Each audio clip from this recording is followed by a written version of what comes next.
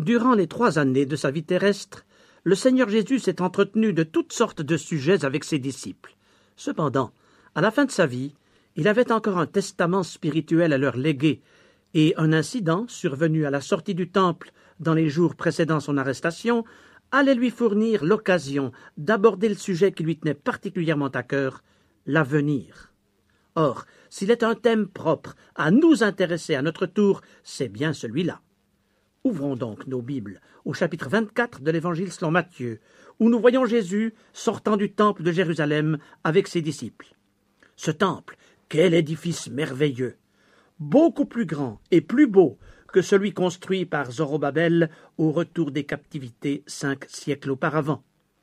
Plus imposant même que celui du roi Salomon que nous dépeignent les livres bibliques des rois et des chroniques. Ce temple vient d'être achevé par Hérode le Grand. C'est l'une des 7 merveilles du monde. Pierre, Jean, Jacques et André s'arrêtent pour l'admirer. Et le texte nous dit qu'ils ont attiré l'attention du Seigneur pour lui en faire remarquer les constructions. Matthieu 24, 1. À son tour, le Seigneur se retourne et regarde. Puis il surprend ses disciples par une remarque bien inattendue. Voyez-vous tout cela? Je vous le dis en vérité, il ne restera pas ici pierre sur pierre qui ne soit renversée. Verset 2. Intrigués, les disciples souhaitent que le Seigneur s'explique. Mais ce qu'il a à leur dire est si important qu'il prend la peine de les conduire à l'écart sur le mont des Oliviers pour s'asseoir avec eux et poursuivre l'entretien. Tout de suite, les disciples lui posent 2 questions. La première, « Dis-nous, quand cela arrivera-t-il » La seconde, « Quel sera le signe de ton avènement et de la fin du monde » Les disciples ont mis ensemble la destruction du temple et l'avènement du règne de Christ, supposant que les 2 événements coïncideraient dans le temps. Mais plus de 19 siècles les sépareront l'un de l'autre. Et pour le Seigneur, la destruction du temple ne sera qu'un incident de parcours dans l'histoire locale, alors que les événements annonciateurs de son retour ici-bas bouleverseront la planète entière. Au fait, ce qu'il a prophétisé de la destruction du temple suffit. Il n'en restera pas pierre sur pierre. Les disciples n'ont pas besoin d'en savoir plus. En effet, 40 ans plus tard, en l'an 70, quand les armées romaines envahiront la Palestine, le temple sera détruit.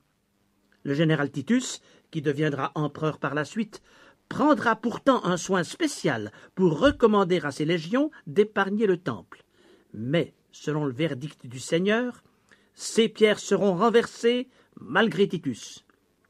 Les Juifs assiégés, persuadés qu'au dernier moment le Tout-Puissant prendra leur défense, se barricaderont à l'intérieur du sanctuaire, et quand, après des semaines de siège et de vaines attaques meurtrières, un soldat romain excédé lancera un brandon allumé à l'intérieur du lieu saint et que les riches tentures s'embraseront, les défenseurs israélites, s'attendant toujours au miracle, laisseront à Dieu le soin d'éteindre cet énorme brasier, et ils périront brûlés vifs. Il ne restera alors du temple, pierre sur pierre, qui ne soit renversé. Cependant, après s'être assis sur le mont des Oliviers, Jésus n'a pas parlé à ses disciples ni de l'invasion de Titus, ni de la destruction du temple, et encore moins de la dispersion séculaire du peuple juif qui allait en résulter. Il voulait mettre tout l'accent sur sa 2e venue ici-bas, répondant ainsi essentiellement à la 2e question des disciples relative au signe de son avènement. Non pas un seul signe, mais plusieurs. Personnellement, j'en ai repéré 12, et je doute les avoir tous découverts. C'est donc une riche matière que nous aurons l'occasion d'aborder durant ces prochaines semaines, puisqu'elle remplit un chapitre de l'Évangile selon Marc, le chapitre 13, puis un chapitre de l'Évangile selon Luc, le chapitre 21, et surtout près de 100 versets dans les chapitres 24 et 25 de Matthieu, auxquels nous vouons cette étude.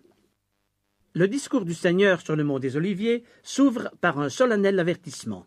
Prenez garde que personne ne vous séduise. Verset 4.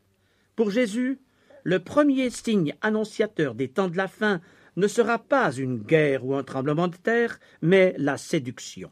Pourquoi? Dans les décennies précédant l'avènement de Jésus comme roi ici-bas, Satan agira en sachant que son temps est court et sa condamnation irrévocable. Aussi redoublera-t-il d'ardeur et de ruse en jouant ses dernières cartes pour fourvoyer ses victimes. Il fera tout pour empêcher les hommes de se mettre en règle avec Dieu et de se préparer au retour de Christ ici-bas. Il avancera sur l'échiquier planétaire ses faux prophètes et ses faux Christ, tant et si bien que d'innombrables créatures désabusées, peut-être sincères, mais souvent naïves, seront désarmées devant ces subtiles méthodes. D'où ces précisions apportées par Jésus à ses disciples, verset 5.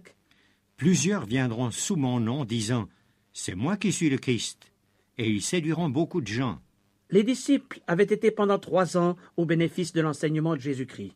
Pourtant, ils étaient vulnérables aux manifestations sournoises de l'erreur.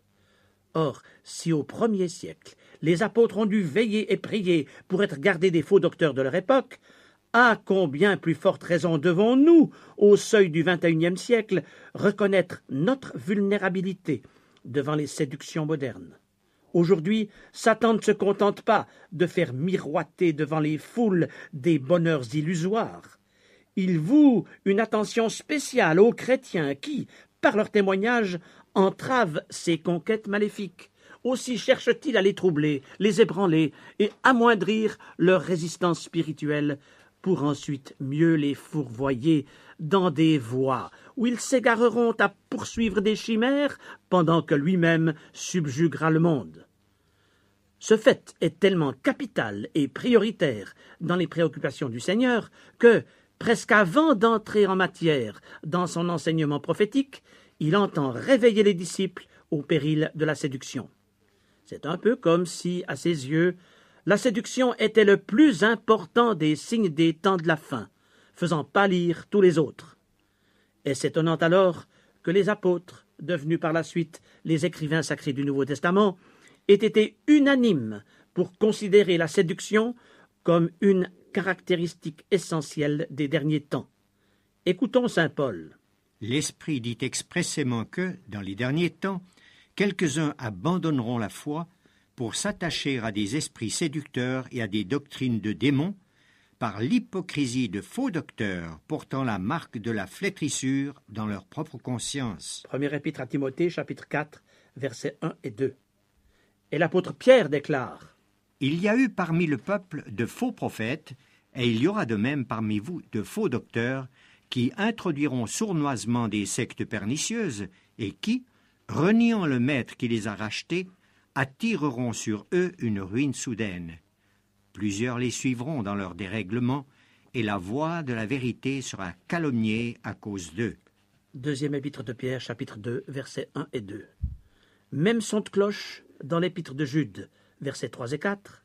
Je me suis senti obligé de vous exhorter à combattre pour la foi qui a été transmise aux saints une fois pour toutes, car il s'est glissé parmi vous certains hommes qui changent la grâce de notre Dieu en dérèglement et qui renient notre seul Maître et Seigneur Jésus-Christ.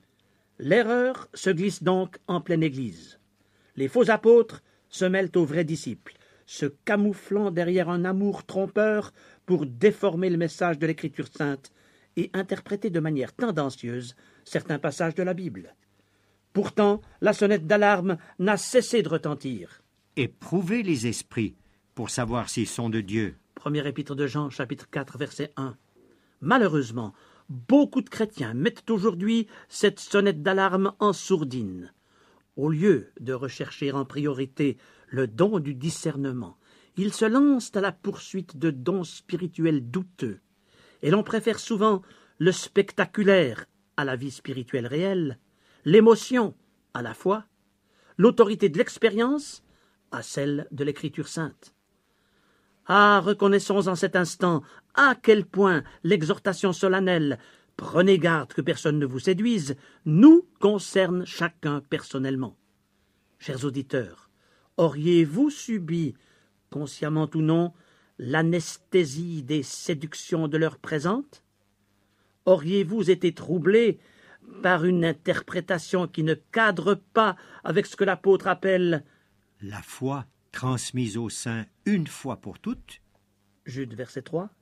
c'est-à-dire la présentation équilibrée du message biblique considéré dans son ensemble? Ou bien, ne seriez-vous pas au clair sur tel ou tel point de doctrine, et souhaiteriez-vous l'explication d'un texte de la Bible particulièrement malmené par les faux docteurs de notre époque? Faites donc appel à des serviteurs de Dieu qui peuvent vous aider de la bonne manière. Je suis personnellement reconnaissant aux conducteurs spirituels qui m'ont aidé lorsque j'en avais besoin.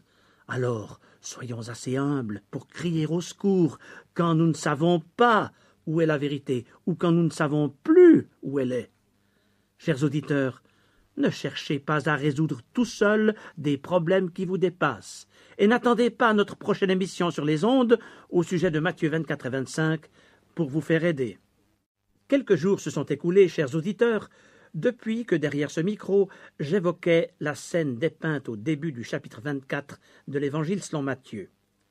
Les disciples avaient voulu que Jésus admire la beauté du temple récemment construit par le roi Hérode, mais le Seigneur leur avait annoncé sa destruction. Intrigués, ils avaient voulu connaître les circonstances de cette destruction.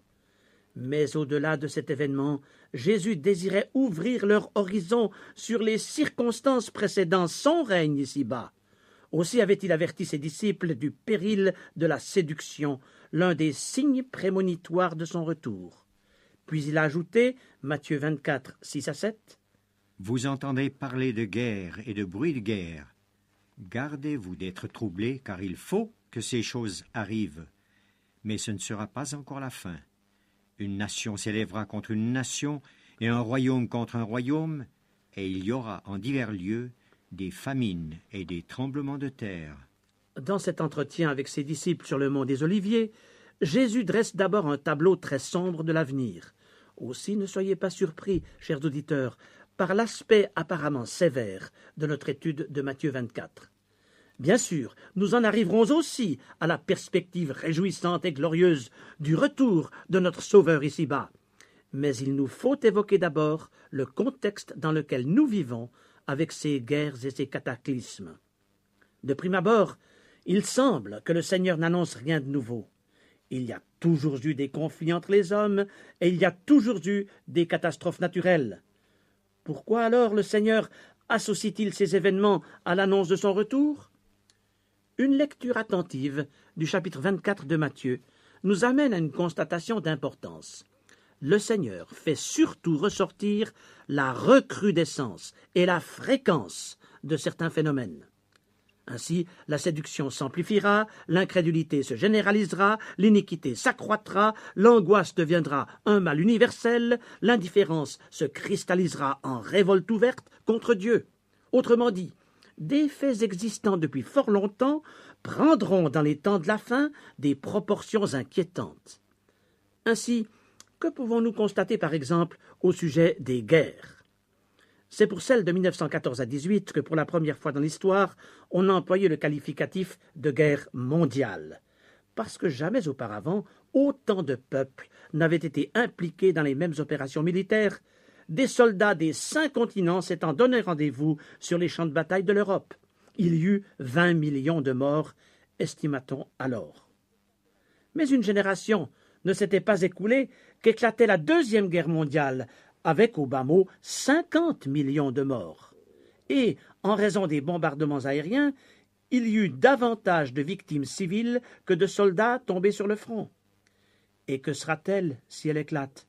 La Troisième Guerre mondiale, je vous le demande, avec le spectre des armes nucléaires, chimiques et bactériologiques, s'ajoutant à celui des armes conventionnelles? Comme pour souligner l'importance de cette prophétie du mont des Oliviers, l'Apocalypse, cet écrit sacré qui, en quelque sorte, couronne le livre de la révélation divine en dévoilant l'avenir, reprend le thème abordé par le Seigneur en Matthieu 24. Il place dans l'histoire contemporaine les signes annonciateurs de son avènement. D'abord la séduction, puis les guerres, et ensuite les famines. Ces signes apparaissent dans l'Apocalypse sous la forme de 3 premiers cavaliers qui montent respectivement des chevaux blancs, roux et noirs. Le cavalier du cheval blanc, Apocalypse 6, 2, qui symbolise la séduction, utilise une monture semblable à celle que Christ enfourchera lors de son retour, selon Apocalypse 19. En effet, en s'incarnant dans les faux Christ, Satan imite tout ce qui est divin.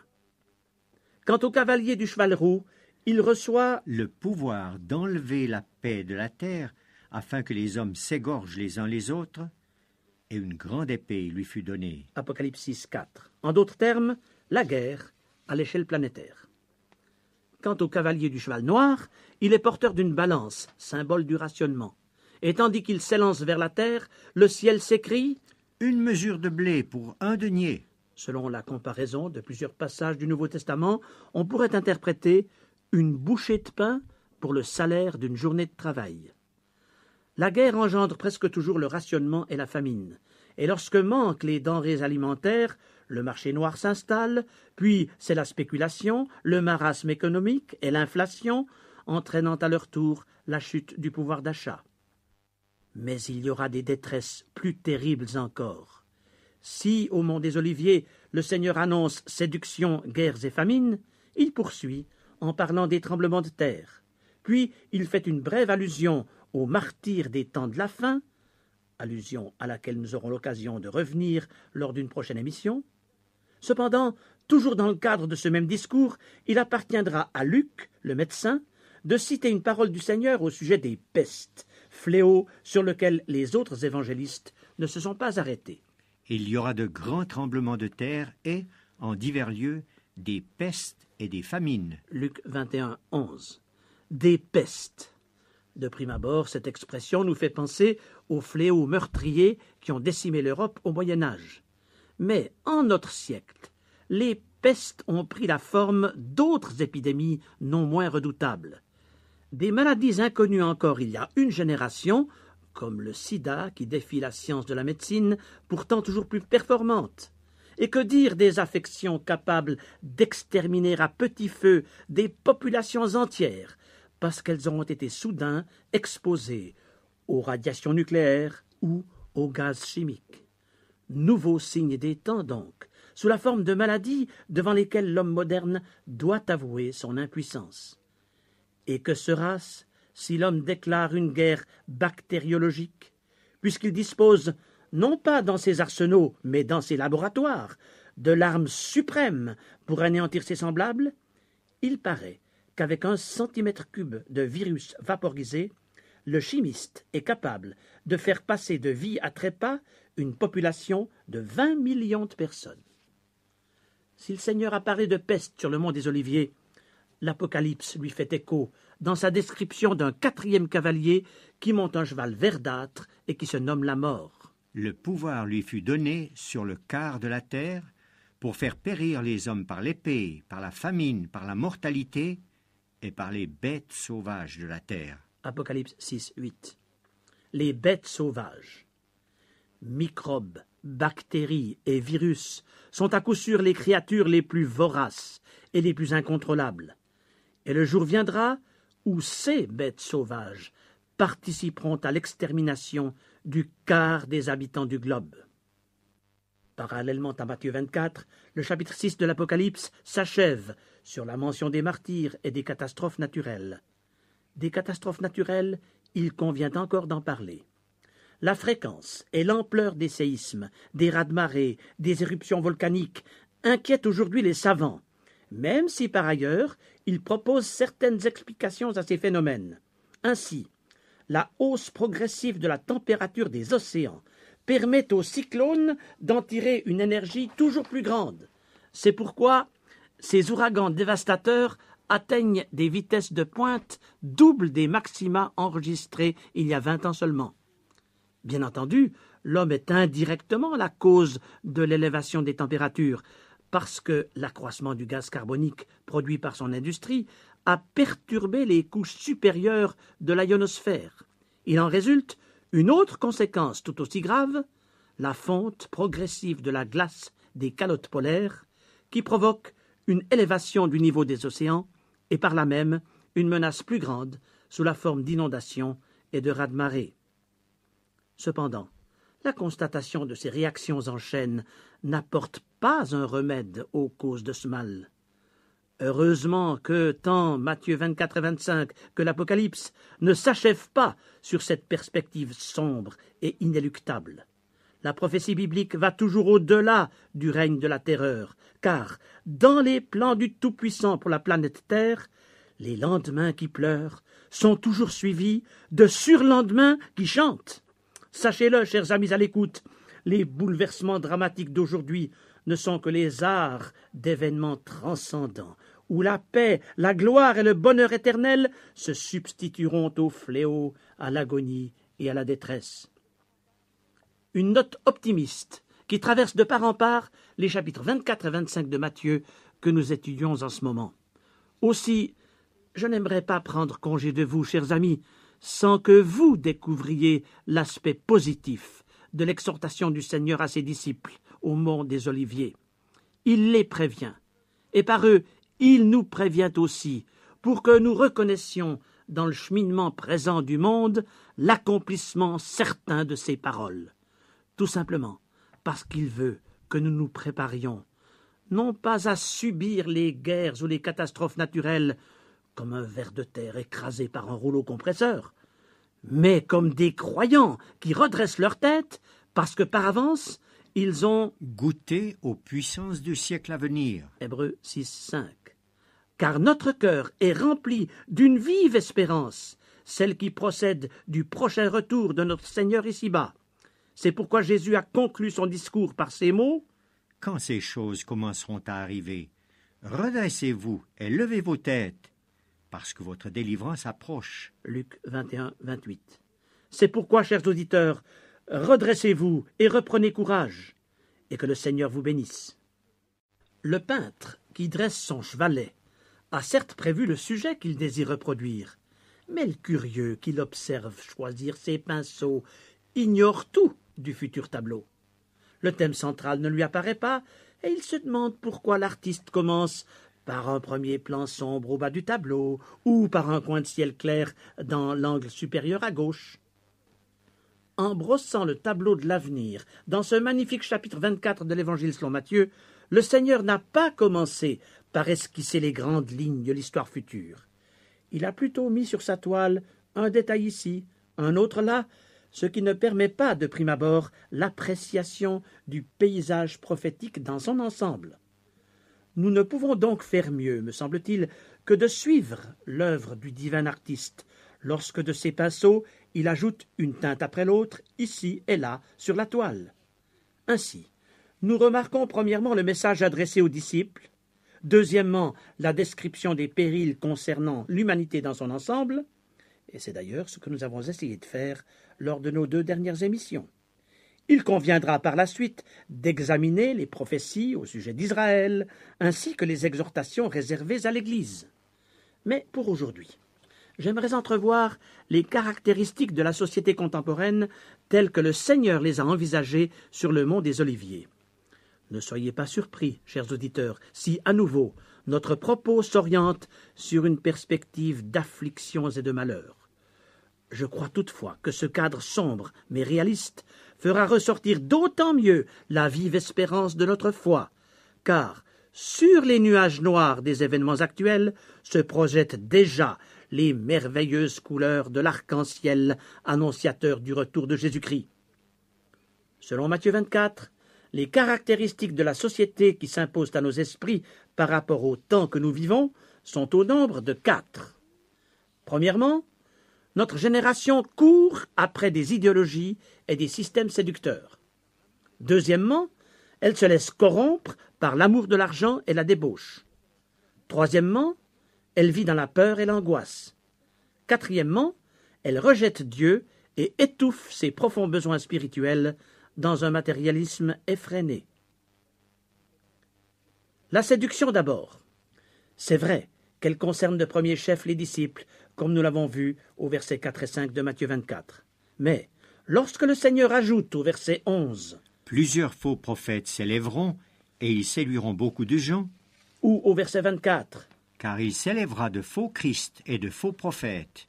Ils feront de grands prodiges et des miracles, au point de séduire, s'il était possible, même les élus. » Il me semble que Jésus regarde au-delà du petit cercle des disciples.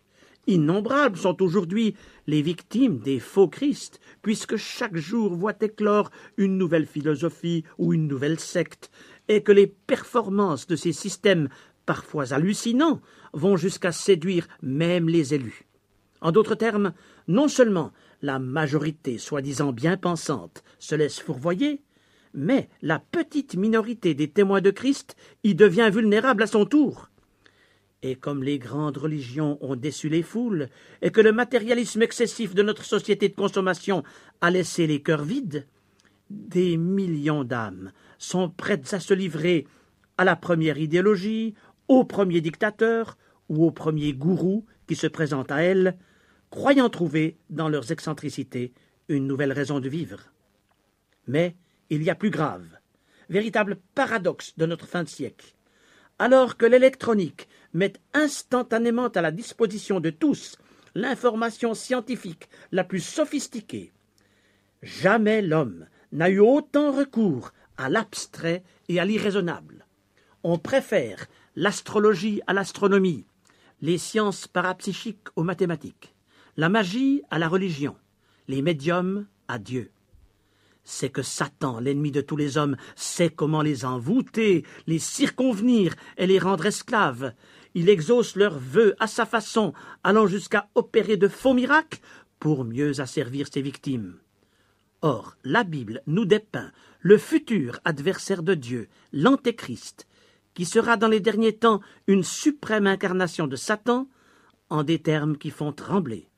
L'apparition de cet impie se fera par la puissance de Satan, avec toutes sortes de miracles, de signes et de prodiges mensongers, et avec toutes les séductions de l'iniquité pour ceux qui périssent, parce qu'ils n'ont pas reçu l'amour de la vérité pour être sauvés. Deuxième épître aux Thessaloniciens, chapitre 2, versets 9 et 10. La séduction est donc un signe des temps annonciateur du prochain avènement du Seigneur. Or, il en est de même de la corruption. Si certaines sectes obscures cachent souvent de graves offenses à la morale, comme la soustraction des enfants aux parents ou l'accaparement malhonnête de biens matériels, la corruption s'étend bien au-delà et entache l'ensemble de la société d'aujourd'hui. On la retrouve à tous les niveaux, depuis le trafiquant de drogue et le proxénète dans les bas quartiers des grandes cités, jusqu'au ministre qui profite de ses fonctions pour s'enrichir, au banquier qui blanchit l'argent sale, ou encore à la multinationale qui conforte ses bénéfices en exploitant la misère des déshérités dans le tiers-monde. Jamais la corruption ne s'est étendue à un tel degré. Elle s'étale au grand jour, et cela à l'échelle planétaire. Il semble qu'on ne peut pas ouvrir un journal ou écouter, voire regarder un bulletin d'information sans être éclaboussé par les offenses à la morale, les crimes crapuleux, les scandales financiers et les actes terroristes. Et les médias savent exploiter les passions les plus basses des hommes en leur donnant en pâture des actes pervers dont un large public se délecte. Une situation que le Seigneur stigmatise en quelques mots. L'iniquité se sera accrue. Matthieu 24, 12. Chaque jour, nous entrons plus profondément dans l'ère de l'iniquité. La description que l'apôtre Pierre fait des injustes en sa deuxième épître, chapitre 2, versets 10 à 14, s'applique à notre époque. Audacieux et arrogants, ils s'abandonnent à leur penchant naturel, ils trouvent leur délice à se livrer au plaisir en plein jour. Hommes tarés et souillés, ils se délectent dans leur tromperie, ils ont les yeux pleins d'adultère et, insatiables de péché, ils ont le cœur exercé à la cupidité. Mais le péché n'apporte jamais le bonheur. Par contre, il entraîne toujours son cortège de malheurs. Faillite morale, rupture familiale, scandale financier ou troubles physiques et psychiques directement liés à la violation des lois du Créateur. Et comme l'homme moderne qui vit dans le stress n'a plus le temps de réfléchir, il perd toute notion des valeurs, fait taire sa conscience et se détourne de Dieu. Aussi ne connaît-il plus la paix de l'esprit. Plus il parle de paix, moins il sait ce qu'est la paix. Les traités de paix qu'il conclut au niveau international portent presque toujours en eux le germe de nouveaux conflits, car Tant que le cœur humain n'expérimente pas la paix de Dieu, toute paix entre les hommes est illusoire. La paix qui vient de Dieu dépasse l'entendement naturel de l'homme. L'apôtre écrivait qu'elle surpasse toute intelligence. Philippiens 4, 7. Or, comme l'homme ne veut pas de Dieu, l'absence de paix ira en s'amplifiant et se généralisant, comme le Seigneur l'a précisé dans son discours sur le mont des Oliviers. Sur la terre, il y aura de l'angoisse chez les nations qui ne sauront que faire au bruit de la mer et des flots, les hommes rendant l'âme de terreur dans l'attente de ce qui surviendra pour la terre, car les puissances des cieux seront ébranlées. Luc 21, 25 à 26. Notre génération survoltée vit dans une angoisse constante, mais elle ne cherche pas pour autant le secours là où il se trouve. Rendue méfiante par les abus d'une certaine religion et les excentricités des fanatiques de tous bords, elle se montre comme vaccinée et réfractaire face à l'Évangile. Elle se soustrait systématiquement aux questions essentielles touchant le salut de l'âme. Aussi sombre-t-elle dans l'indifférence la plus profonde. C'est presque un oubli de Dieu scientifiquement organisé. Un aspect que le Seigneur dépeint avec beaucoup de réalisme dans ce même discours, selon Matthieu 24, 37 à 39, en rappelant un événement vieux de plus de 50 siècles. Ce qui arriva du temps de Noé arrivera de même à l'avènement du Fils de l'homme, car dans les jours qui précédèrent le déluge, les hommes mangeaient et buvaient, se mariaient et mariaient leurs enfants, jusqu'au jour où Noé entra dans l'arche, et ils ne se doutèrent de rien jusqu'à ce que le déluge vienne et les emporte tous. Il en sera de même à l'avènement du Fils de l'homme.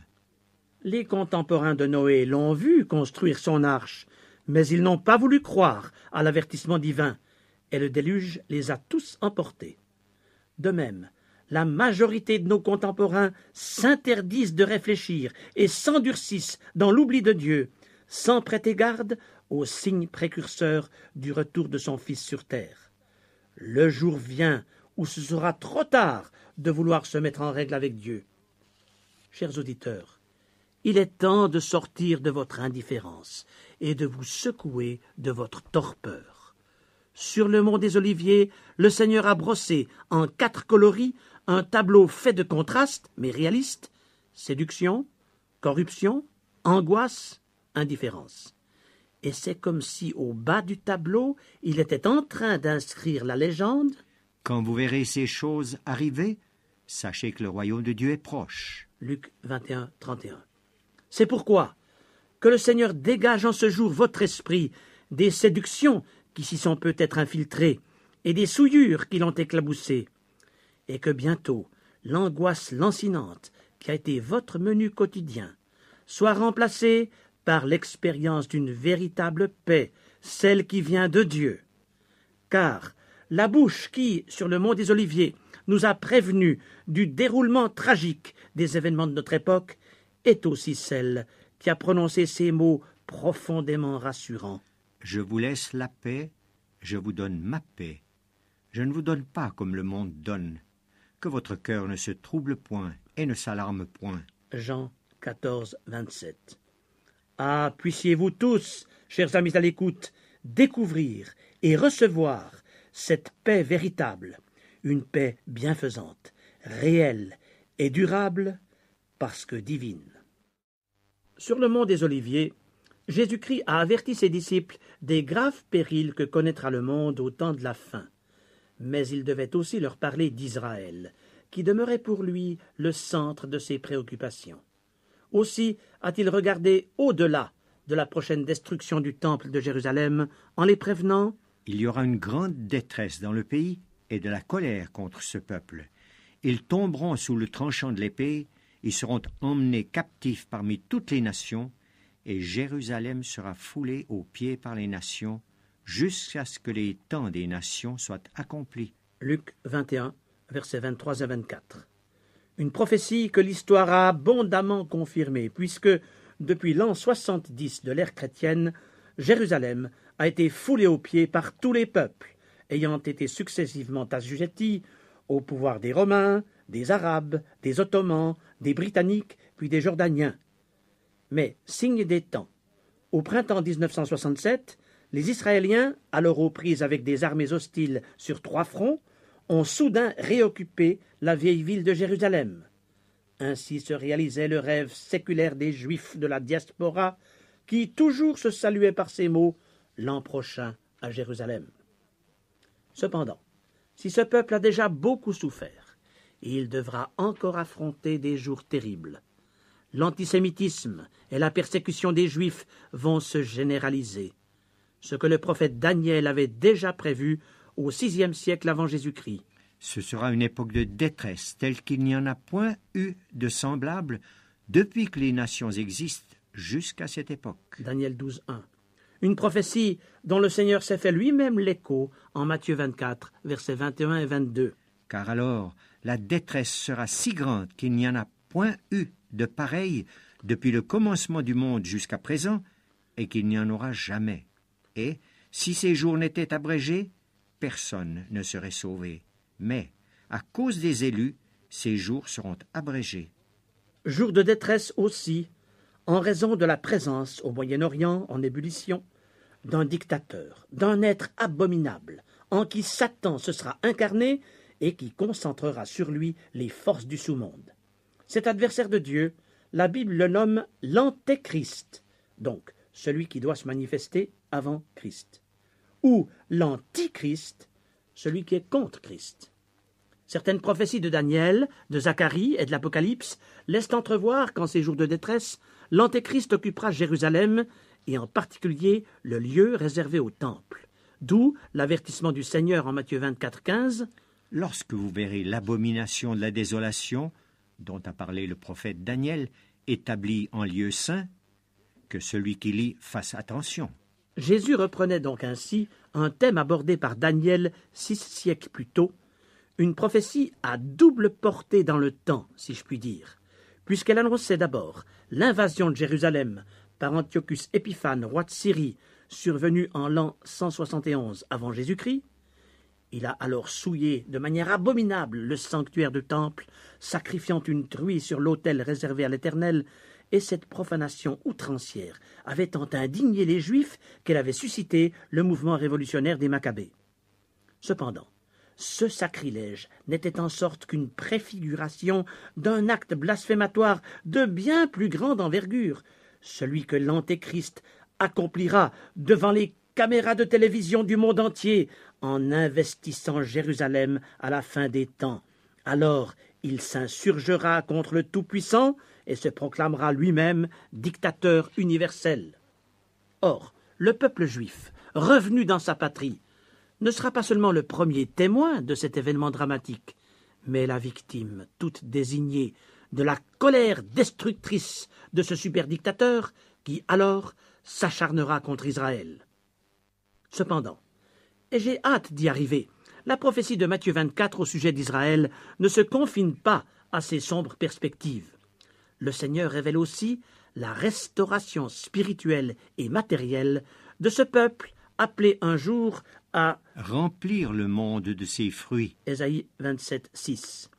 Et c'est sans doute pourquoi Jésus emploie, dans ce cadre de Matthieu 24, l'image du figuier pour dépeindre le rétablissement d'Israël dans sa patrie. Mais, avant de lire ce passage, nous avons à cœur de vous dire, chers auditeurs, que le but de cet exposé biblique n'est pas de prendre une option pour ou contre Israël, le peuple élu de Dieu, car nous sommes très exercés par la grande souffrance de tant d'innocentes victimes des remous politiques qui agitent le Moyen-Orient. Mon propos est de faire ressortir l'accomplissement d'une prophétie du Seigneur qu'il aurait été difficile de pleinement comprendre avant le XXe siècle, et plus particulièrement avant ce 14 mai 1948, jour où David Ben-Gourion a officiellement proclamé la naissance de l'État d'Israël. Sur le mont des Oliviers, le Seigneur avait déjà annoncé le rétablissement d'Israël sous forme imagée. Matthieu 24, 32 à 33. Instruisez-vous par une comparaison tirée du figuier. Dès que ses branches deviennent tendres et que les feuilles poussent, vous savez que l'été est proche. De même, quand vous verrez toutes ces choses, sachez que le Fils de l'homme est proche, à la porte.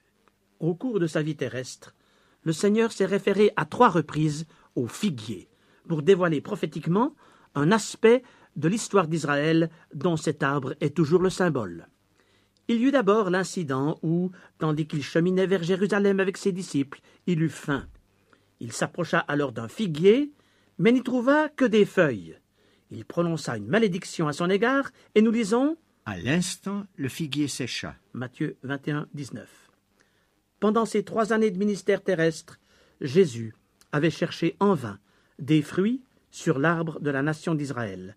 Il n'y avait constaté que les feuilles d'un judaïsme plus soucieux de maintenir formes et traditions que de se repentir et d'adorer Dieu. Par son incrédulité et son rejet du Messie, Israël est tombé sous la malédiction. Donc, il a séché à l'instant. Et sa dispersion séculaire en fut la conséquence dramatique. Aussi, l'incident à la porte de Jérusalem revêtait-il le caractère de signe prophétique. Il en est de même de la parabole de Luc 13, 6 à 9, où le Seigneur fait allusion à un figuier planté dans une vigne. Le propriétaire y cherche en vain 3 ans de suite le fruit qu'il en attend. Alors, sous l'impératif de la rentabilité, il s'interroge. Pourquoi occupe-t-il la terre inutilement? Et il se propose de l'arracher. Mais le vigneron plaide sa cause. Laisse-le encore cette année. Je creuserai tout autour et j'y mettrai du fumier. Peut-être à l'avenir donnera-t-il du fruit. Sinon, tu le couperas. Or, cette parabole s'accomplit sous nos yeux. Pour qu'Israël porte un jour ces fruits que le monde attend, et dont profiteront avant tout les peuples du Moyen-Orient, il doit subir au préalable une sorte de traitement de racine. Il faut qu'il retrouve sa raison d'être et sa vocation initiale, et il est nécessaire qu'un fossé se creuse toujours davantage autour de lui, et c'est pourquoi Israël sera de plus en plus isolé militairement, politiquement et économiquement. Aussi ne soyons pas surpris si aujourd'hui les démons de l'antisémitisme ressurgissent ici et là, et que l'État d'Israël perde peu à peu le capital d'amitié péniblement acquis au cours de 40 années d'efforts. La Bible nous prévient même qu'à la fin des temps, toutes les nations de la terre s'assembleront contre Jérusalem. Zacharie 12, 3. Cependant, après avoir été en malédiction, en particulier à ses voisins, Israël redeviendra une source de bénédiction pour toutes les nations. De nombreuses promesses bibliques l'affirment, dont Genèse 12, 3 et Zacharie 8, 13. En effet, la Bible nous montre que, lorsqu'Israël sera au paroxysme du désespoir, le ciel interviendra en sa faveur, et le Messie reviendra pour miraculeusement le délivrer et confondre ses adversaires. Or, n'est-ce pas exactement ce que le Seigneur a voulu dire lorsqu'il a associé le réveil printanier du figuier à la perspective de son retour ici-bas? Quand vous verrez toutes ces choses, sachez que le Fils de l'homme est proche, à la porte. Matthieu 24, 33. Chers amis à l'écoute, après des siècles d'arrêt de sève, les branches du figuier sont devenues tendres, et les bourgeons et les feuilles ont réapparu. Des bourgeons qui éclosent aussi, il est vrai, sur tous les autres arbres, comme annoncé dans le passage parallèle de l'Évangile selon Luc, où nous lisons « Voyez le figuier et tous les arbres. Dès qu'ils ont poussé, vous savez de vous-même, en regardant, que déjà l'été est proche. » Luc 21, 29 à 30. En effet, le réveil d'Israël coïncide avec celui d'un nationalisme généralisé chez tous les peuples de la terre. Mais le réveil des nations, et celui d'Israël en particulier, est un signe qui ne saurait tromper. Au siècle dernier déjà, l'empereur d'Allemagne, Guillaume II, voulut un jour défier l'un de ses ministres. « Prouvez-moi en un mot que la Bible est vraie. » Et la réponse fusa, « Sire, Israël. » En effet, le retour d'Israël dans sa patrie est, pour les incrédules comme pour les croyants, le fait le plus convaincant pour démontrer l'actualité de la prophétie du mont des Oliviers et de ce fait l'imminence du retour de Jésus-Christ. Parce qu'Israël a réintégré sa place dans la famille des nations, le Fils de Dieu est proche, à la porte, prêt à revenir. D'abord pour enlever son Église, puis pour instaurer son règne de paix ici-bas. Il y a 2000 ans, la nation d'Israël a refusé son Messie. Et, conséquence de ce refus, pendant 20 siècles, elle a souffert plus que tout autre. Ô chers auditeurs, j'aimerais que vous compreniez qu'en refusant le Seigneur Jésus, vous vous exposez à un avenir de malédiction et de souffrance. Mais en vous repentant de votre péché et en l'acceptant comme sauveur personnel, vous deviendrez bénéficiaire de la paix avec Dieu et de la vie éternelle. Celui qui a le Fils a la vie. Celui qui n'a pas le Fils de Dieu n'a pas la vie. Premier épître de Jean, chapitre 5, verset 12. Votre éternité est donc en jeu. Alors, qu'allez-vous choisir? En son discours prononcé sur le mont des Oliviers, le Seigneur Jésus a tiré le rideau s'ouvrant sur l'avenir de la planète Terre.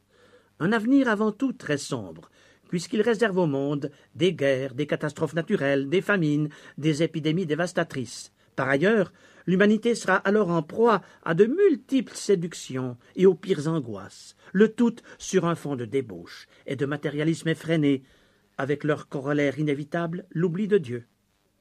La prophétie de Matthieu 24 se réalise donc sous nos yeux. Mais, comme nous l'avons évoqué dans notre dernière émission, son signe le plus probant est à coup sûr la naissance de l'État d'Israël au XXe siècle. Cependant, le Seigneur tenait aussi à s'entretenir avec ses disciples de l'avenir de son Église ici-bas. Cette Église, qui n'est ni un bâtiment, ni une confession, mais un corps invisible qui rassemble des millions de croyants de tout peuple, tous rachetés par le sang précieux de Jésus. Ce sang qu'il allait verser sur la croix quelques jours seulement après son entretien avec les disciples au mont des Oliviers. Il fallait donc que les futurs apôtres sachent qu'à la fin des temps, l'Église connaîtrait, d'une part, des heures sombres et de graves dangers, d'autre part, de remarquables conquêtes et une croissance spectaculaire. Un avenir sombre d'abord. Avec la séduction et les faux prophètes auxquels nous avons fait précédemment allusion, le christianisme est appelé à connaître une recrudescence de la persécution. Bien sûr, dans le passé, l'Église a périodiquement affronté l'opposition, et au fil des siècles, ses martyrs ont été légion. Néanmoins, elle vit aujourd'hui une intensification de ses souffrances. N'est-elle pas contrainte, sous des régimes totalitaires, à se réfugier dans la clandestinité? Les héros de la foi sont à nouveau enfermés dans des cellules infectes ou dans des camps de concentration. Mais, ainsi que le constatait déjà Tertullien au IIIe siècle, le sang des martyrs a toujours été la semence de l'Église. Que d'âmes précieuses se tournent vers Jésus-Christ suite aux fidèles témoignages rendus par les prisonniers de la foi, en tant de lieux de la planète où sont bafoués les droits de l'homme les plus élémentaires, ceux de la liberté de conscience et de religion. Or, après avoir dit « Tout cela ne sera que le commencement des douleurs » Matthieu 24, 8, le Seigneur a prévenu ses disciples, Luc 21, 12 à 17, « On mettra la main sur vous, et l'on vous persécutera, on vous livrera aux synagogues, on vous jettera en prison, on vous mènera devant des rois et devant des gouverneurs, à cause de mon nom. Cela vous arrivera pour que vous serviez de témoignage. Mettez-vous donc dans l'esprit de ne pas préméditer votre défense, car je vous donnerai des paroles et une sagesse telle que vos adversaires ne pourront leur résister ou les contredire. Vous serez livrés même par vos parents, par vos frères, par vos proches et par vos amis, et ils feront mourir plusieurs d'entre vous. Vous serez haïs de tous à cause de mon nom. » Songez un instant, chers amis à l'écoute, aux milliers de nos frères et de nos sœurs qui, en ce moment même, souffrent à cause du nom de Jésus et rendent témoignage pour lui devant les magistrats ou les autorités de leurs pays respectifs. Or, le Seigneur leur a promis, Luc 21, 18 à 19, « Il ne se perdra pas un de vos cheveux. Par votre persévérance, vous sauverez vos âmes. » Cependant, s'il est des âmes inflexibles que la souffrance mûrit, il y en est d'autres, hélas beaucoup plus nombreuses, dans nos pays soi-disant chrétiens, qui, comme l'annonçait l'apôtre Paul pour les derniers jours, aiment le plaisir plus que Dieu, et non plus que l'apparence de la piété. 2 Timothée 3, versets 4 et 5. Un fait également prédit par le Seigneur en Matthieu 24, 12. Parce que l'iniquité se sera accrue, l'amour du plus grand nombre se refroidira. Au Moyen Âge, des foules envahissaient les églises. À la Réforme, les temples ne désemplissaient pas. Au XIXe siècle, les puissants réveils qui ont secoué les pays anglo-saxons ont entraîné des millions de personnes à se repentir devant Dieu et à l'adorer. Mais, dans nos pays aujourd'hui, la Bible est reléguée à l'arrière-plan, les églises et les temples se vident, et beaucoup de communautés évangéliques se fragmentent ou disparaissent. Résultat, le monde se détourne de Dieu et le christianisme démissionne. Son influence se rétrécit comme une peau de chagrin, alors qu'il aurait dû être le sel de la terre qui retient la corruption. Au sein de communautés jadis florissantes, il n'y a plus d'amour, ni pour le Seigneur, ni pour les frères et sœurs dans la foi, et encore moins pour les âmes perdues qui ont besoin d'être évangélisées. Mais alors, si la charité du plus grand nombre se refroidit, est-ce une raison, chers amis, pour nous attiédir et même nous frigorifier à notre tour? L'avertissement du Seigneur, adressé à l'église d'Éphèse il y a 19 siècles, nous concernerait-il aussi? Ce que j'ai contre toi, c'est que tu as abandonné ton premier amour. Souviens-toi donc d'où tu es tombé, repens-toi et pratique tes premières œuvres. Sinon je viendrai à toi et j'ôterai ton chandelier de sa place, à moins que tu ne te repentes. Apocalypse 2, versets 4 et 5. Heureusement que dans le tiers-monde, des légions de chrétiens authentiques ont relevé le défi. Leur cœur brûle du premier amour pour le Seigneur, et ils sont devenus les artisans de conquête sans précédent pour le royaume de Dieu. Jamais il n'y a eu, au cours de l'histoire, autant de serviteurs du Seigneur et de missionnaires. Jamais autant de Bibles n'ont été imprimées et répandues. Jamais la Sainte Écriture n'a été autant éditée, commentée, prêchée, radiodiffusée et télévisée. Jamais elle n'a été autant traduite. Aussi, des milliers de personnes se convertissent-elles chaque jour à Jésus-Christ dans le monde. Malgré le contexte actuel d'immoralité, de séduction, d'indifférence et de refroidissement de la charité, l'Évangile, c'est-à-dire la bonne nouvelle du salut en Jésus-Christ, n'a jamais été prêché et diffusé à un tel rythme, avec une telle ardeur et aussi avec de tels résultats. C'est comme si le Seigneur était pressé de compléter son Église avant de la prendre auprès de lui.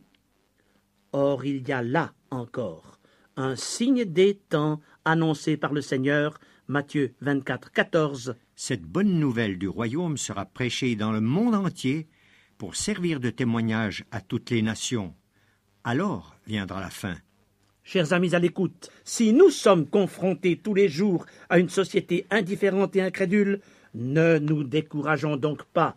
L'Évangile suscite aujourd'hui, un peu partout dans le monde, dans les pays pauvres et auprès des déshérités de la vie, l'adhésion d'une foule de nouveaux croyants en Christ, tant et si bien que se réalise sous nos yeux cette autre prophétie du Seigneur. Les derniers seront les premiers, et les premiers seront les derniers. Matthieu 20, 16. Car il faut que l'Évangile soit annoncé à toutes les nations, et alors viendra la fin. La possibilité d'utiliser les moyens techniques et électroniques pour que l'Évangile soit annoncé à toutes les nations doit donc être considérée comme le prélude de graves événements.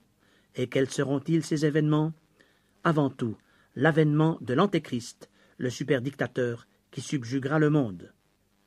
Je suis cependant convaincu que l'Église militante de Jésus-Christ sera soustraite au jour terrible de l'Antéchrist, parce que le Seigneur l'enlèvera auprès de lui. Car, selon le calendrier prophétique du Nouveau Testament, l'enlèvement de l'Église semble être le premier des grands événements de la fin. Écoutons saint Paul.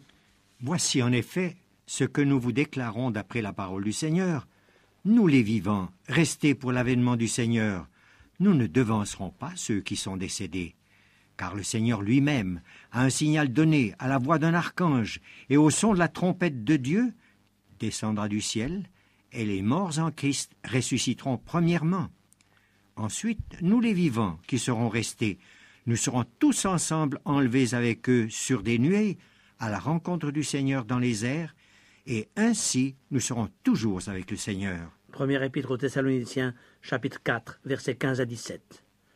L'enlèvement de l'Église implique la séparation des chrétiens nés de nouveau d'avec ceux qui n'ont pas voulu croire, comme de ceux qui ne se seront contentés d'une profession extérieure du christianisme. Or, cette séparation, Matthieu 24 la laisse entrevoir, versets 40 à 42, Alors, de 2 hommes qui seront dans un champ, l'un sera pris et l'autre laissé. De 2 femmes qui moudront à la meule, l'une sera prise et l'autre laissée. Veillez donc, puisque vous ne savez pas quel jour votre Seigneur viendra. Chers auditeurs, seriez-vous du nombre de ceux qui seront laissés ici-bas pour le jugement? Oh, combien je souhaite qu'au contraire, vous soyez enlevés auprès du Seigneur avec ceux qu'il a destinés à son règne. Mais c'est à vous de décider, aujourd'hui, maintenant, en cet instant même. Nous voulons prier. Seigneur Jésus, je te demande en cet instant que celui qui est derrière son appareil de radio et qui a été touché par ton esprit se décide pour toi, et que, Seigneur, il soit du nombre, elle soit du nombre, de ceux qui seront enlevés à ta rencontre et qui loueront le Seigneur pour l'éternité. Pour l'amour du saint nom de Jésus. Amen. C'est aujourd'hui notre 6e émission consacrée au discours prophétique du Seigneur sur le mont des Oliviers. Jésus-Christ a dépeint avec beaucoup de réalisme notre époque, caractérisée par la séduction, les guerres, les famines, les épidémies et les catastrophes naturelles. Puis, il a évoqué le rétablissement d'Israël et l'évangélisation de notre génération. Or, tous ces événements portent en eux le germe d'un avenir plein de promesses, le retour de Jésus-Christ ici-bas. Alors, l'humanité entière basculera de la phase la plus critique de son histoire à sa période la plus heureuse et la plus féconde.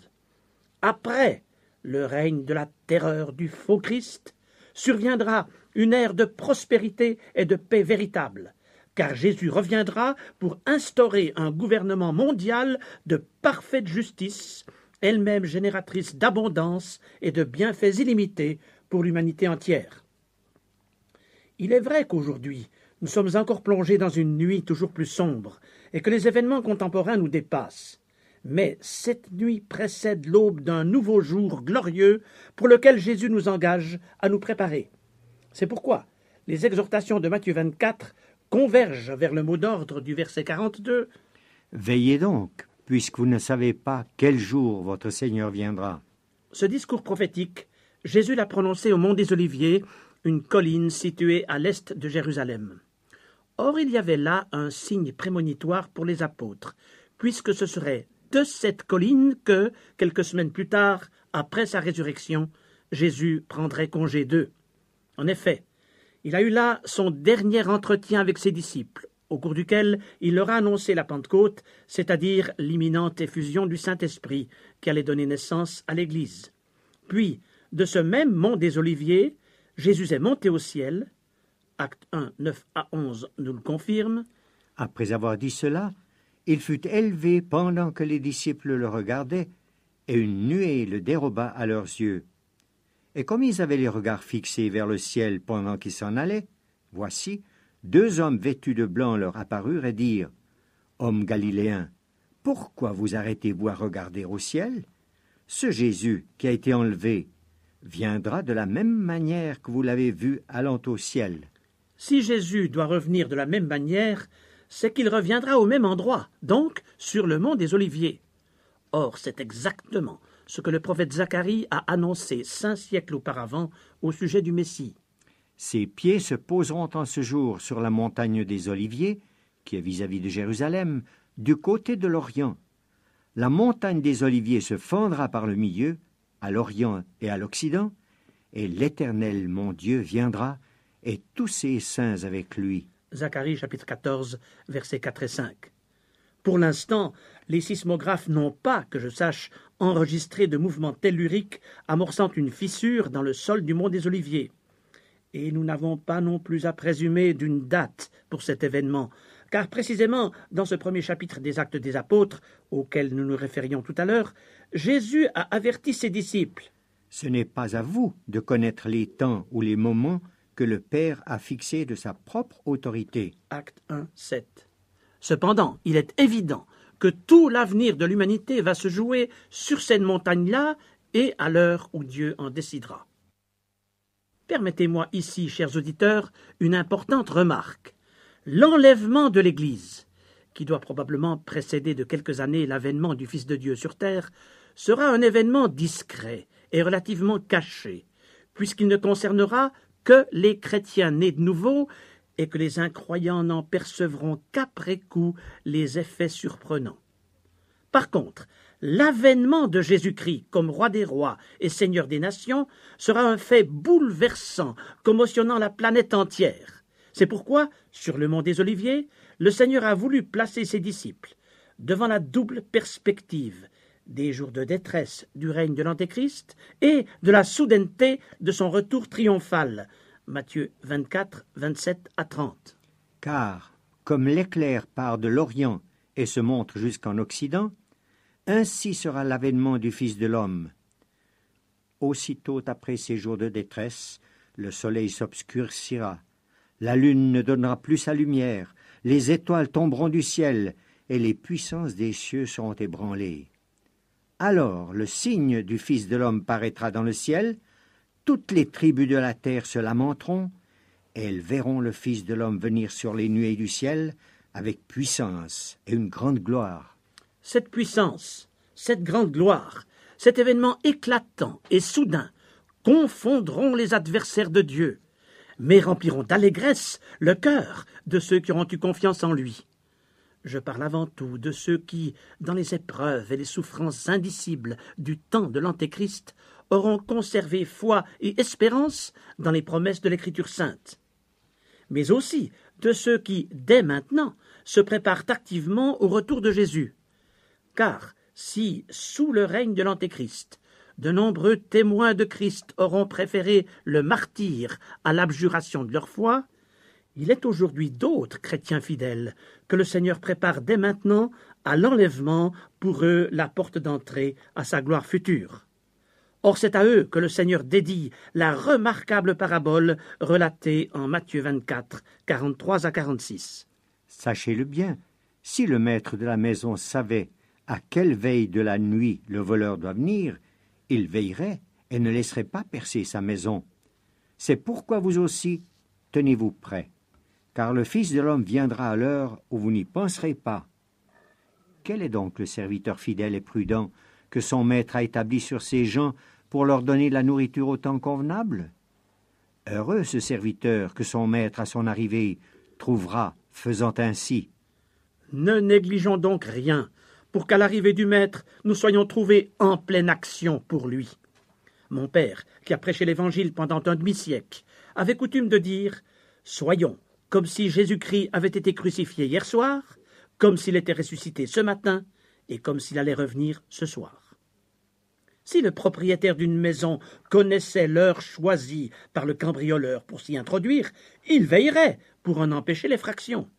De même, le chrétien doit veiller et prier, un impératif d'autant plus pressant que nous sommes entrés dans la nuit des derniers temps et que le Seigneur dit à chacun personnellement « Si tu ne veilles pas, je viendrai comme un voleur, et tu ne sauras pas à quelle heure je viendrai te surprendre. » Apocalypse 3, 3. Avant de quitter ce monde par son ascension il y a 20 siècles, Jésus avait établi des hommes et des femmes comme serviteurs. Il les avait chargés, comme il nous charge aujourd'hui, de transmettre la nourriture de saison à ceux qui en ont besoin. Et de quelle nourriture s'agit-il, sinon de l'aliment spirituel de la parole de Dieu, qui est à la fois, selon 1 Pierre 2, le lait spirituel destiné aux nouveau-nés dans la foi, et, selon Hébreux 5,14, la viande indispensable à ceux qui visent la maturité spirituelle. Mais comment pourrions-nous nourrir les autres sans nous alimenter nous-mêmes au préalable? Chers amis à l'écoute, vos proches, vos voisins, vos collègues de travail, les personnes que vous côtoyez tous les jours, attendent votre témoignage basé sur l'Écriture sainte. Mais comment distribuerions-nous cette nourriture de saison si nous n'en sommes pas d'abord pénétrés nous-mêmes au travers d'une véritable cure de vitamine B, c'est-à-dire Bible? Il nous faut la lire, la méditer, l'étudier personnellement, peut-être à l'aide de commentaires exposant une doctrine saine et équilibrée. Il ne faut pas non plus nous isoler, car l'adversaire en profiterait pour nous fourvoyer. Essayons donc de nous joindre à un groupe d'études bibliques où la parole divine est correctement interprétée. Ne négligeons donc rien pour devenir ces serviteurs fidèles et prudents qui distribuent la nourriture au temps convenable, ce temps convenable qui est à coup sûr le nôtre. Et sachez, chers amis, il n'est pas ici-bas de joie plus grande que celle de distribuer la nourriture spirituelle. Le Seigneur l'a bien démontré. Heureux ce serviteur que son maître à son arrivée trouvera faisant ainsi. Matthieu 24, 46. Quand mon Seigneur viendra me chercher, je désire ardemment qu'il me trouve en train de distribuer la nourriture spirituelle au temps convenable. Et je n'aimerais surtout pas ressembler à cet autre serviteur présenté par Jésus dans les versets qui suivent, versets 48 à 51. Mais si c'est un méchant serviteur qui dit en lui-même « Mon maître tarde à venir », s'il se met à battre ses compagnons, s'il mange et boit avec les ivrognes, le maître de ce serviteur viendra le jour où il ne s'y attend pas et à l'heure qu'il ne connaît pas. Il le mettra en pièces et lui donnera sa part avec les hypocrites. Fort heureusement, le discours du Mont des Oliviers ne s'est pas achevé sur cette note négative et tragique qui termine le chapitre 24 de l'Évangile selon Matthieu. Il se poursuit tout au long du chapitre 25. Mais, avant d'aborder ce nouveau chapitre, Madame, Mademoiselle, Monsieur, vous qui avez atteint un âge respectable, et vous qui êtes au seuil de votre carrière, laissez-vous arrêter par l'exhortation du Seigneur. En suppliant ses disciples de veiller, prier et agir, il a mis devant eux un objectif exaltant, devenir ses serviteurs fidèles, prudents et heureux, parce qu'ils font tout en vue de son avènement. Or, êtes-vous prêts à lui donner votre vie pour accomplir à votre tour cette merveilleuse vocation? Et cela dès maintenant? Chers amis, le discours prophétique du Seigneur sur le mont des Oliviers ne s'est pas achevé avec le chapitre 24 de l'Évangile selon Matthieu. C'est pourquoi nous vous invitons à ouvrir votre Bible au chapitre 25, où, dans les versets 1 à 13, il est question de 10 vierges. Remarquez-le, c'est sur l'arrière-fond des guerres, des catastrophes naturelles, de la séduction, de l'angoisse évoquée en Matthieu 24, que se profile l'exemple de ces vierges sages qui se préparent à l'arrivée de l'époux. Comme c'est sur l'arrière-fond de la renaissance d'Israël et de la propagation de l'Évangile à toutes les nations que les inconséquences des vierges folles prennent pour nous l'aspect d'un sérieux avertissement. Vous lirez donc cette parabole des 10 vierges en Matthieu 25, 1 à 13. Il faut la comprendre à la lumière des us et coutumes de l'époque, lors de la célébration d'un mariage. Dans la soirée, le futur époux allait chercher sa promise à son domicile, mais il attendait que la nuit soit entièrement tombée pour l'emmener chez lui où un festin était préparé. En cours de route, des jeunes filles, amies de l'épouse, se joignaient au cortège nuptial pour participer ensuite au souper de noces. Mais à un moment précis, les portes de la salle du festin devaient se fermer et ceux qui arrivaient trop tard n'avaient plus qu'à s'en retourner. La scène de cette parabole de Matthieu 25 se joue donc dans la nuit noire. D'où, pour ces jeunes filles qui guettent l'arrivée de l'époux, l'importance de leur lampe.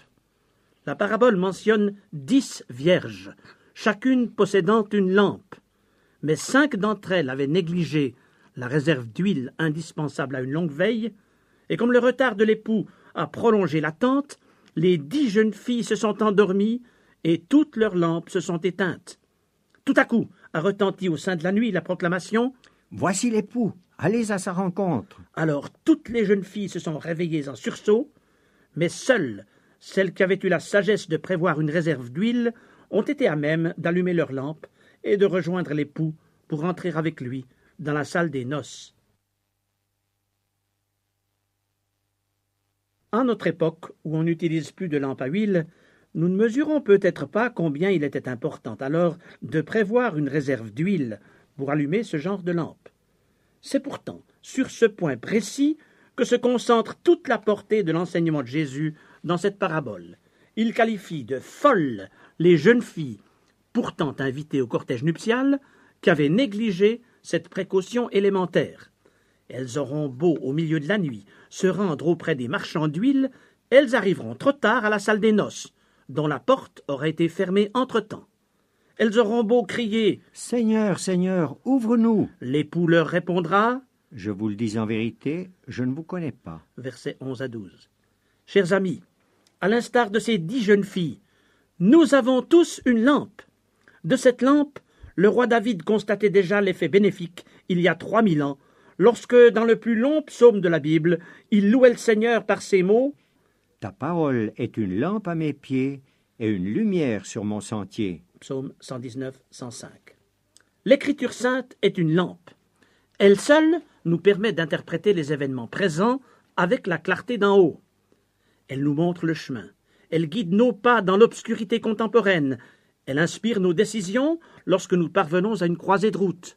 Oh, quelle sécurité, quelle garantie et quelle assurance découlent des directives divines communiquées par la parole de Dieu, convenablement méditée et correctement interprétée.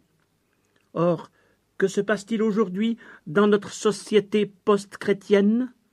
La Bible est devenue pour beaucoup un objet de piété, un volume décoratif dans leur bibliothèque, ou un gros livre à couverture noire qu'on ouvre seulement aux ensevelissements.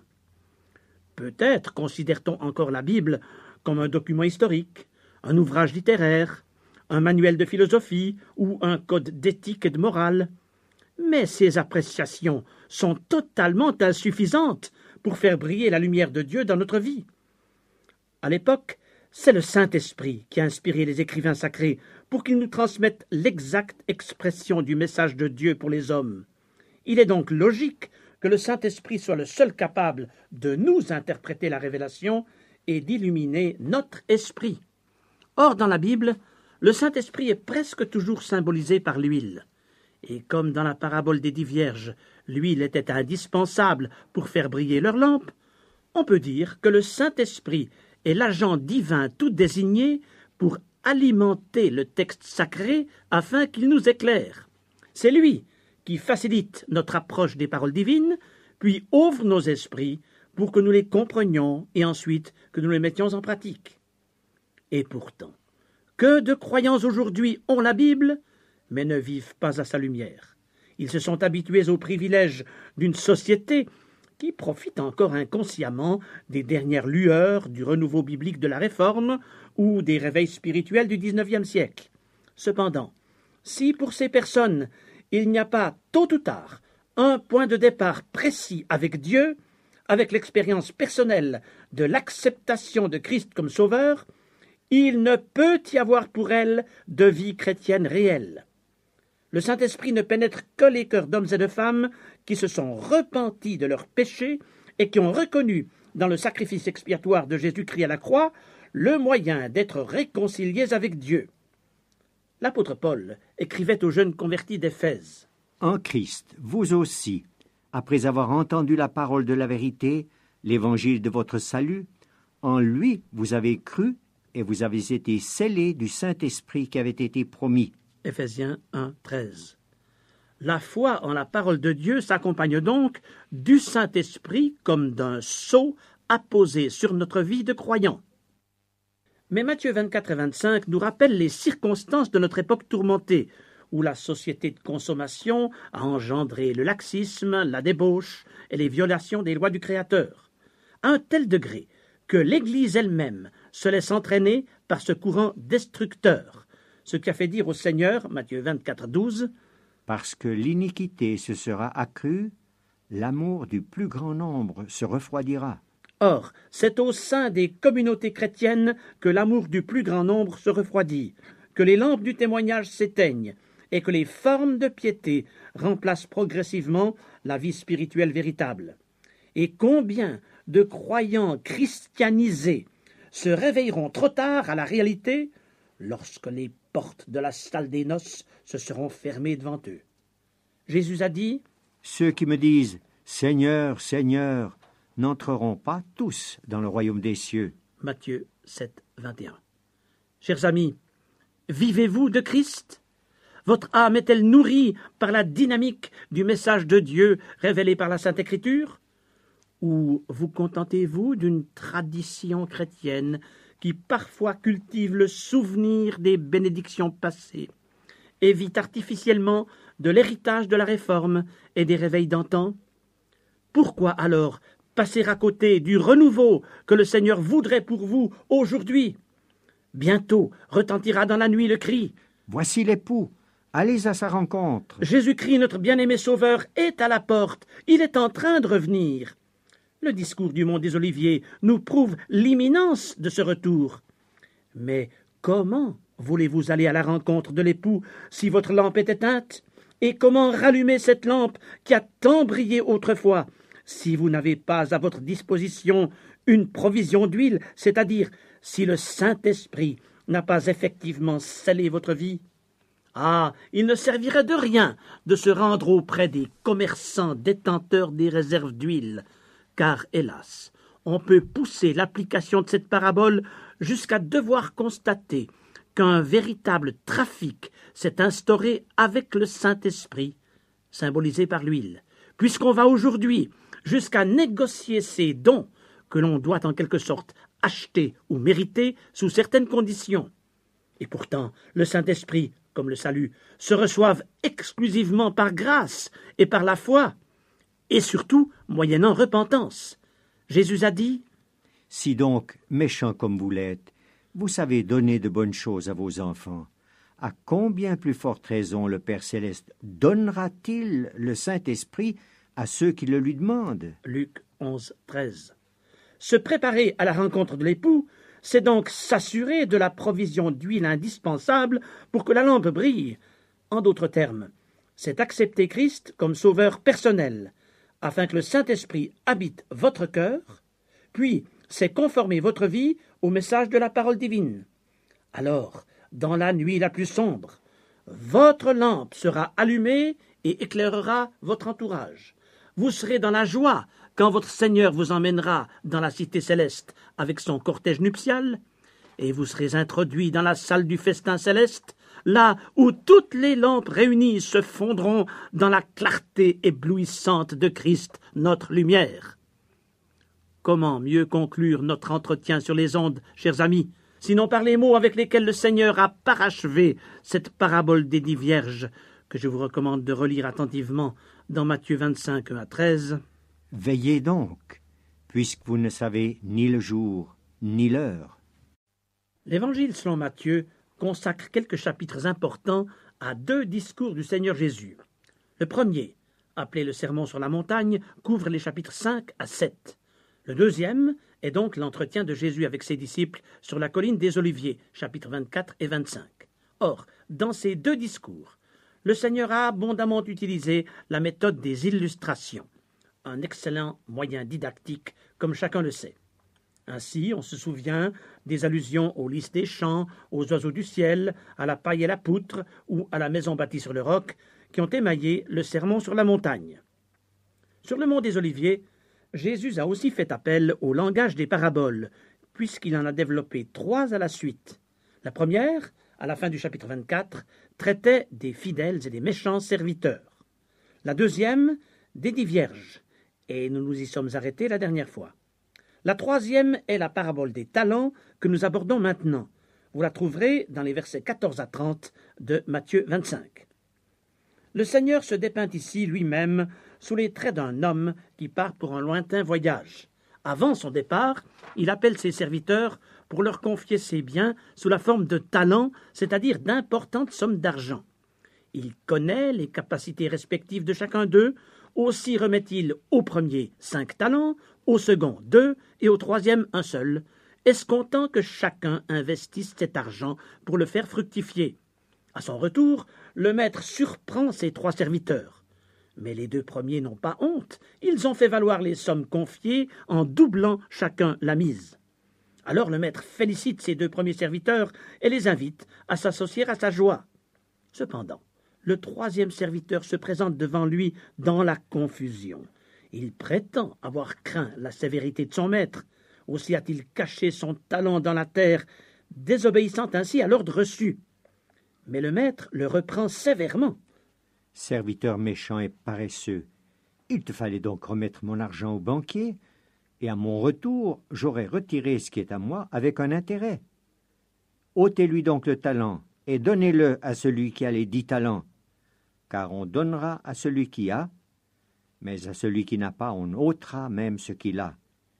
Et le serviteur inutile, jetez-le dans les ténèbres du dehors, où il y aura des pleurs et des grincements de dents. Versets 26 à 30. Avant de passer à l'interprétation de la parabole des talents, permettez-moi de faire allusion à la parabole des mines, racontée par le Seigneur quelques jours auparavant, alors qu'il cheminait vers Jérusalem. Luc chapitre 19. De prime abord, les deux paraboles présentent bien des similitudes, mais un examen plus approfondi nous montre qu'il s'agit de deux enseignements différents. Alors que dans la parabole des talents, il n'y a que 3 serviteurs, il y en a 10 dans celle des mines. 10 serviteurs qui reçoivent chacun le même montant, à savoir une mine, c'est aussi une somme d'argent. Alors que dans la parabole des talents, les 3 serviteurs ont reçu chacun une somme différente. Le texte précise « À chacun selon sa capacité ». Verset 15. Par ailleurs, les serviteurs de la parabole des mines reçoivent différentes récompenses, des récompenses proportionnelles aux gains réalisés. 10 villes pour celui dont la mine a rapporté 10 mines, 5 villes à celui qui a quintuplé sa mise, etc.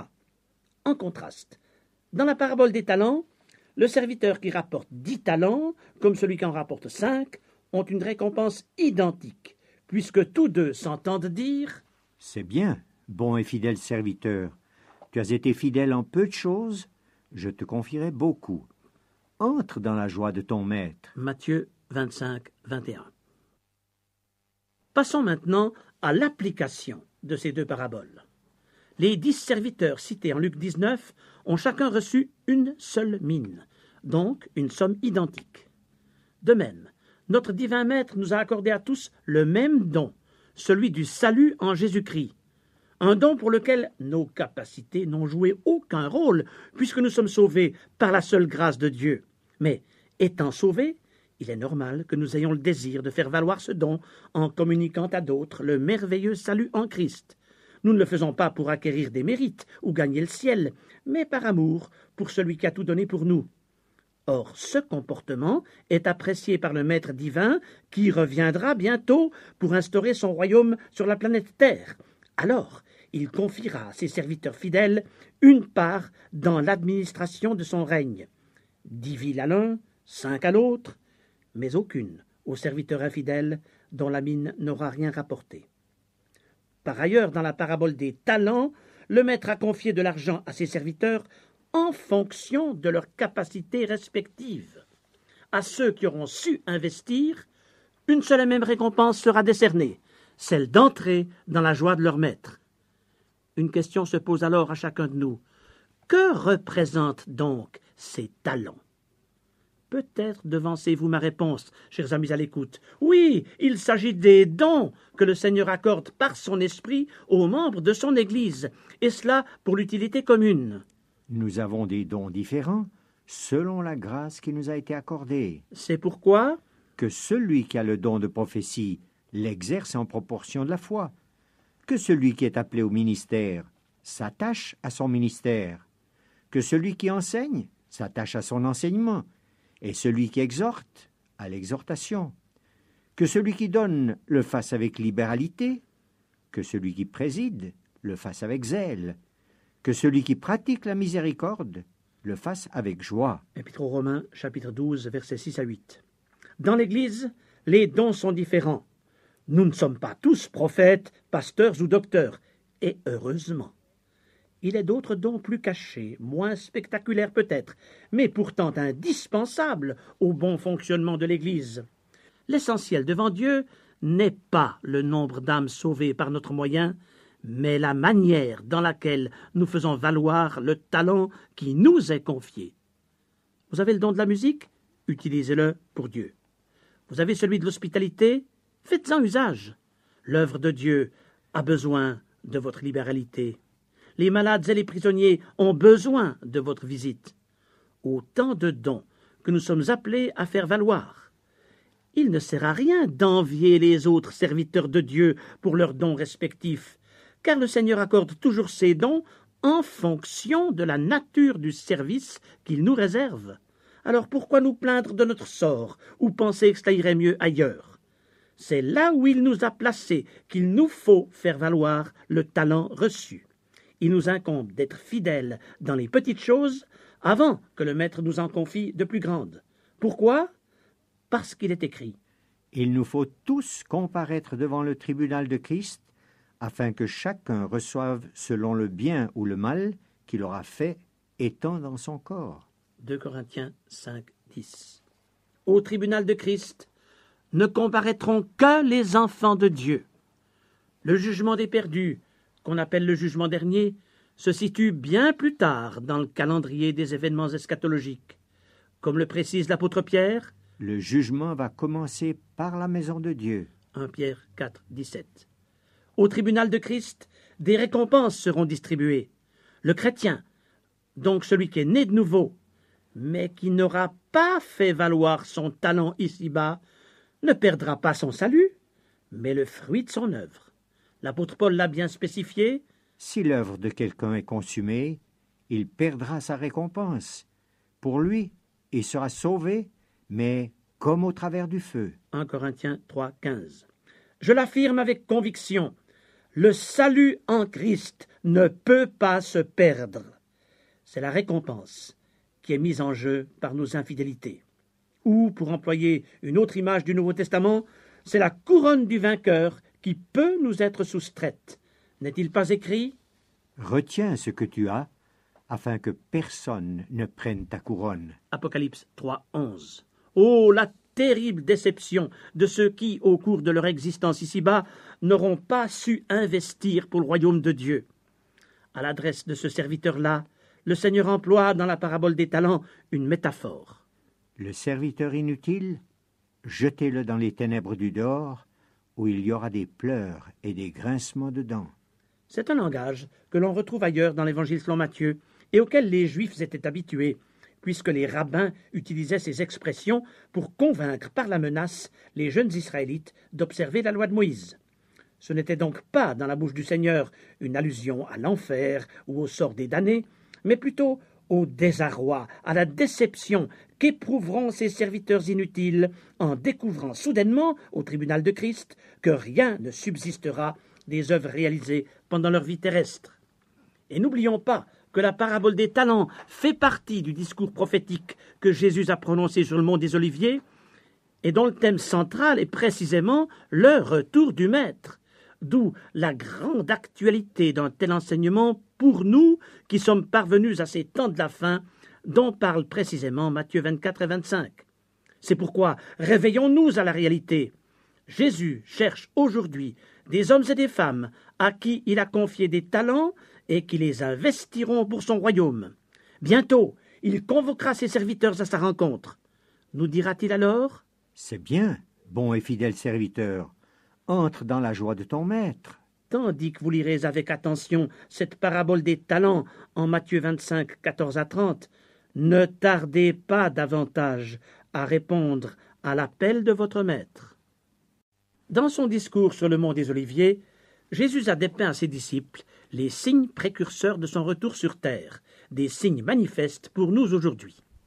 Il a annoncé en particulier des guerres et des catastrophes naturelles toujours plus fréquentes, le rétablissement de la nation d'Israël et une propagation sans précédent de l'Évangile. Il a énoncé ensuite 3 paraboles, celle des serviteurs, celle des 10 vierges et celle des talents. Et dans cet enseignement, on retrouve à diverses reprises, comme un leitmotiv, une exhortation concernant l'imminence de son retour. Veillez donc, puisque vous ne savez pas quel jour votre Seigneur viendra. Matthieu 24, 42. Veillez donc, puisque vous ne savez ni le jour ni l'heure. Matthieu 25, 13. Veillez donc et priez en tout temps, afin de paraître debout devant le Fils de l'homme. Luc 21, 36. Mais une pierre importante manque encore à l'édifice de ce transcendant discours. Non pas une nouvelle parabole, mais la description d'une phase de cet avenir insolite auquel les disciples doivent se préparer. Aussi le Seigneur leur fait-il goûter par anticipation la scène de son retour sur la planète Terre. Lorsque le Fils de l'homme viendra dans sa gloire, avec tous les anges, il s'assiera sur le trône de sa gloire. toutes les nations seront assemblées devant lui. Il séparera les uns d'avec les autres, comme le berger sépare les brebis d'avec les boucs. Et il mettra les brebis à sa droite et les boucs à sa gauche. Matthieu 25, 31 à 33. Jésus sera donc revenu sur terre accompagné des anges et des saints, c'est-à-dire des chrétiens qui auront été enlevés. Toutes les nations seront rassemblées devant lui. Ce sera le point de convergence de toute l'histoire des peuples. Mais auparavant, l'Antéchrist, l'adversaire de Dieu, aura rassemblé l'élite des forces militaires de l'humanité pour assiéger Jérusalem et combattre contre Israël. S'insurgeant contre le ciel, il se sera élevé au-dessus de tout ce qu'on appelle Dieu ou de ce qu'on adore. Il va jusqu'à s'asseoir dans le temple de Dieu, se proclamant lui-même Dieu. 2 Thessaloniciens 2, 4. Selon Apocalypse 16, toutes les armées du monde seront rassemblées à Armageddon, un gigantesque champ de bataille couvrant plusieurs régions du Moyen-Orient. Et soudain, Jésus-Christ apparaîtra du ciel pour confondre ses adversaires. Ses pieds se poseront en ce jour sur la montagne des Oliviers. L'Éternel paraîtra, et il combattra ces nations, il viendra, et tous ses saints avec lui. Zacharie 14, 3 à 5.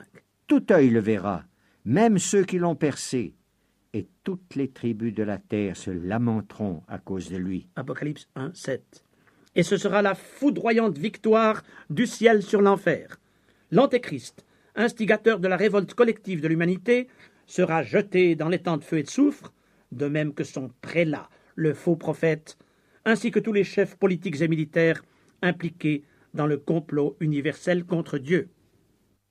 Assis sur le trône de sa gloire, le Seigneur jugera alors les nations. Ce ne sera donc pas le jugement des individus, prévu pour beaucoup plus tard dans le calendrier de Dieu. Matthieu 25, 32 le précise. Toutes les nations seront assemblées devant lui. Il ne sera donc question ni des personnes, ni de leur salut individuel, mais de récompenses décernées ou de châtiments infligés à des peuples considérés collectivement comme des entités ethniques. Seule la plus haute instance internationale, c'est-à-dire Christ, sera capable de régler le problème éthique auquel les peuples auront été confrontés. Une scène que dépeint aussi le prophète Ésaïe au chapitre 2, versets 3 et 4, et qui, remarquez-le, laisse entrevoir à la fois la réconciliation des peuples et leur désarmement définitif. De Sion sortira la loi, et de Jérusalem la parole de l'Éternel. Il sera le juge des nations, l'arbitre d'un grand nombre de peuples. De leurs glaives ils forgeront des hoyaux, ou des charrues, et de leurs lances des serpes. Une nation ne tirera plus l'épée contre une autre, et l'on n'apprendra plus la guerre. En Matthieu 25, les représentants de toutes les nations assemblés devant le trône de gloire du Seigneur sont assimilés à des brebis et à des boucs qu'un berger sépare. Et le réquisitoire du roi tiendra en une seule phrase. « Qu'avez-vous fait des plus petits de mes frères ?» Or, quels sont-ils, les frères du Seigneur, sinon avant tout ses frères selon la chair, à savoir les ressortissants du peuple d'Israël? En cette heure suprême, le monde découvrira l'accomplissement, je dirais, éclatant et probant de la promesse faite à Abraham pour sa postérité il y a de cela 4000 ans. Je bénirai ceux qui te béniront, et je maudirai ceux qui te maudiront. Et toutes les familles de la terre seront bénies en toi. Genèse 12, 3.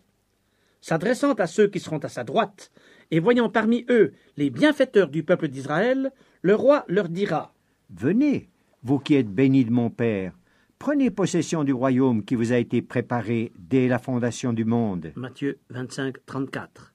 Mais il dira à ceux qui seront à sa gauche : Retirez-vous de moi, maudits. Allez dans le feu éternel qui a été préparé pour le diable et pour ses anges. Matthieu 25, 41. Le texte de ce chapitre nous montre que les uns comme les autres seront surpris à l'ouïe du verdict du roi et demanderont à connaître les minutes de leur procès. Et le Seigneur dira à ceux qui sont à sa droite : J'ai eu faim, et vous m'avez donné à manger. J'ai eu soif, et vous m'avez donné à boire. J'étais étranger, et vous m'avez recueilli. J'étais nu, et vous m'avez vêtu. J'étais malade, et vous m'avez visité. J'étais en prison, et vous êtes venus vers moi. Versets 35 à 36. Alors, ceux qui seront à sa droite s'approcheront du juge. Seigneur, quand avons-nous vu avoir faim ou avoir soif? Quand avons-nous vu étranger ou nu? Quand avons-nous vu malade ou en prison? Et sommes-nous allés vers toi? Versets 37 à 39. Et le roi leur répondra, Toutes les fois que vous avez fait ces choses à l'un de ces plus petits de mes frères, c'est à moi que vous les avez faites. verset 40. Mais aux autres, il devra dire, Toutes les fois que vous n'avez pas fait ces choses à l'un de ces plus petits, c'est à moi que vous ne les avez pas faites. verset 45. Le divin juge se sera donc identifié au plus petit de ses frères, c'est-à-dire aux ressortissants de son peuple d'autrefois. Bien sûr, cette prophétie comporte aussi une leçon d'éthique qui nous concerne tous, car comme chrétiens, il nous incombe d'assister tous les malheureux, de visiter les malades et les prisonniers, une consigne qui va bien au-delà du seul peuple juif. Il est donc juste que nous nous inspirions de cette parabole dans notre comportement quotidien. Mais n'oublions pas que le premier objet de la prophétie du Seigneur en Matthieu 25 concerne les nations, nos nations respectives, dans leurs relations avec Israël. Le peuple juif a été dans le passé et sera toujours davantage à l'avenir la pierre de touche de la bénédiction ou de la malédiction pour les nations. Le divin arbitre jugera les nations en fonction de leur relation avec la nation d'Israël. L'antisémitisme sera la cause déterminante d'une grave condamnation collective, alors que l'assistance et le soutien apportés aux Israélites de la dispersion comme aux Israéliens sera la cause d'une bénédiction croissante. Divers passages de l'Écriture sainte viennent corroborer cette interprétation de Matthieu 25, parmi lesquels citons Michée 5, Joël 3, Zacharie 14 et Apocalypse 16. Les signes annonciateurs de l'avènement de Jésus en vue de son règne terrestre, énumérés en Matthieu 24 et 25, s'accomplissent donc sous nos yeux. Israël a retrouvé sa patrie, et les nations sont en train de prendre position devant Israël comme devant le roi des rois, décidant maintenant si elles seront à sa droite ou à sa gauche lors de son retour. Bien sûr, dans le cadre de cette causerie radiophonique, je n'ai pas pu m'arrêter sur toutes les implications de ces versets, dont il y aurait beaucoup à dire. Je me suis borné à des généralités. Mais de ces généralités se dégage un fait essentiel pour nous. Si dès aujourd'hui les peuples déterminent leur avenir, à combien plus forte raison en est-il ainsi de nous, serviteurs du Maître, des serviteurs qui devraient, dès maintenant, se tenir debout devant le roi qu'ils attendent. Des serviteurs qui, s'étant laissés avertir par le Seigneur, vivent dès maintenant de la glorieuse espérance qui s'attache à son retour.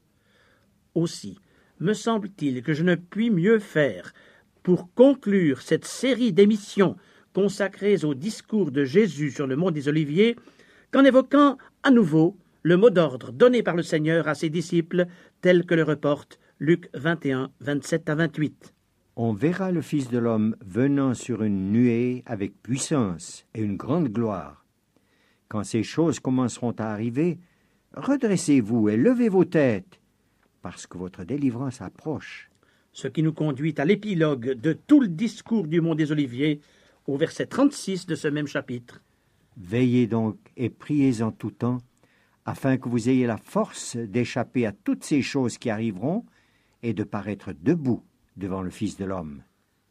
Chers auditeurs, si cette étude de Matthieu 24 et 25 avait pour résultat pratique de nous redonner espérance et courage, afin que nous soyons tous debout devant le Seigneur lorsqu'il paraîtra, elle aurait alors pleinement atteint son but. Que le Seigneur vous bénisse.